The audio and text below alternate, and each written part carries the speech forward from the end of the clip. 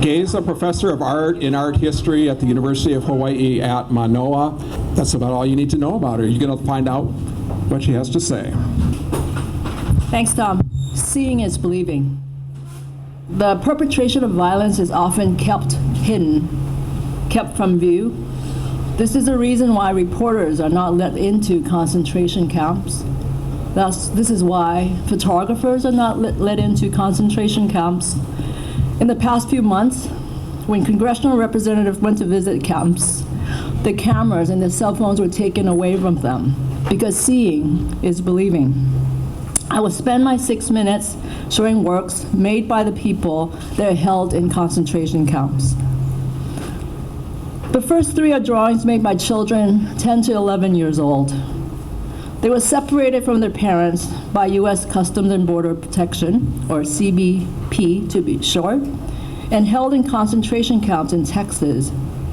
After they were released, they were asked to make drawings of their time in custody.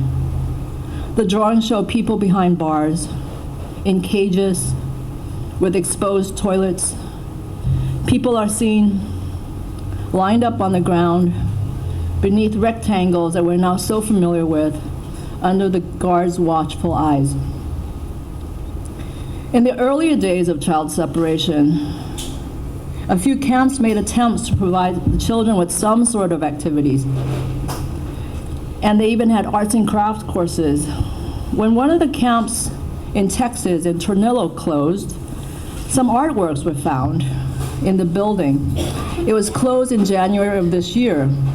This tent city in Mexico-US border housed about 6,000 teenagers, largely from Guatemala, El Salvador, and Honduras. The children made work about their lives, the food, I guess, that they weren't getting anymore, the games that they used to play. This is quite a very complex image. In the center, you'll see a bird. It's called the quetzal. In Guatemala, it is said that this bird cannot be caged because it would die from sadness. I'm particularly interested in this one.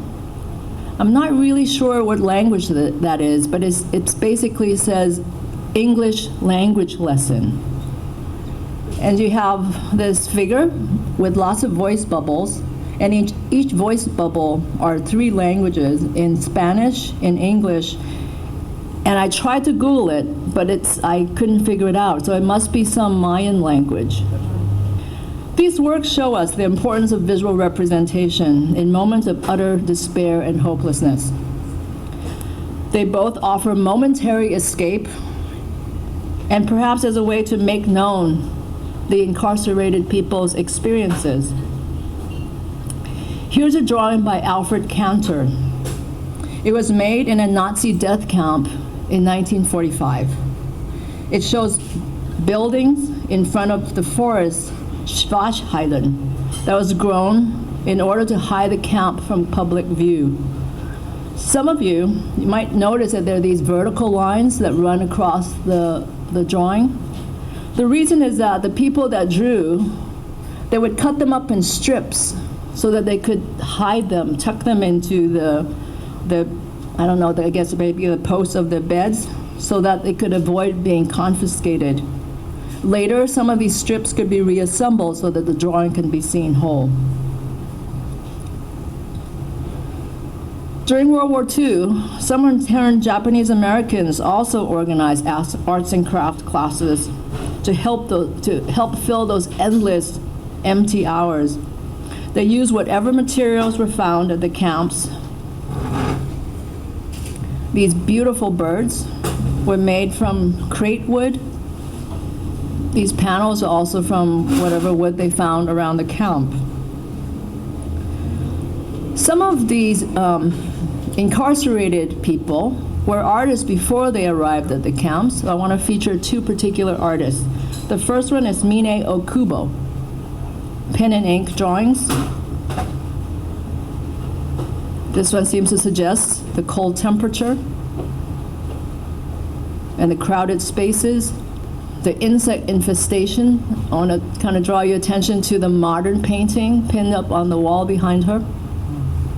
I believe this is a self-portrait. And because of how people were incarcerated very close in proximity, she even had a sense of humor about the youngsters driving the old guy crazy with their dancing.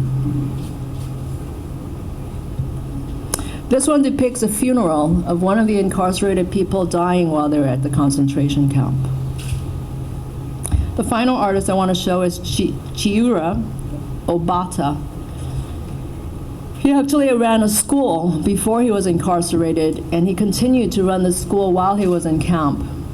These are some beautiful watercolor drawings. I'm sure that all of you have heard about the dust storms in Utah. And then finally, a magnificent sunset, even in this moment of despair. This event actually started with another J20 member, Wayne Levin, who's a very well-known photographer. He thought that by showing works by the incarcerated, it would show their humanity. I have not used that word because I think that I hear too often, like people are caged like dogs, as if dogs should be caged. So I think it's really about how no one should be caged like this. So I will leave it to Senator Hirono.